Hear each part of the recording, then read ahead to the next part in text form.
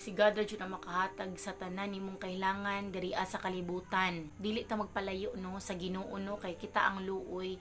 Luoy kaayo ta kung malayo ta sa atong amahan nga gihigugma tag maayo. Ang tanang kamaayo mao ra gyud ang gusto para sa tua. Siguro sa di nato masabtan, siguro mamali na to og sabot ang gipangbuhat ni God sa atong kinabuhi ba, nga kanang feel nato nga gipasagdahan ta sa Ginoo, nganong niagit ta sa aning mga pagsulay, pero kanang ang mga pagsulay na anay purpose kay para ikaw mabag-o ka, kay para ikaw mahimo nimo ang dapat nimo buhaton. Anang sitwasyon sa atong kinabuhi na anay purpose, so kailangan mangutana ta sa Ginoo nga nganon na ani man ni Lord, kay ang Ginoo mutubag gina siya, sa imuhang mga question sa iya, basta ayaw laglayo ang Ginoo. Mao gyud ang proseso sa kinabuhi nato no. Kailangan sa tanang sitwasyon kay diha man gud masukat sa Ginoo ang imuhang gugma sa iya nga bisan nidaan ka sa problema, bisan nidaan ka sa mingana nga sitwasyon nga dili basta-basta nga sitwasyon sa imong kinabuhi, pero nakita gyapon niya ang imong gugma sa iya nga nagpabilin gihapon ka nga lig-on, nagpabilin gihapon ka nga gihigugma nimo siya, nakita gihapon niya sa imong kasing-kasing nga bisan nahirapan na ka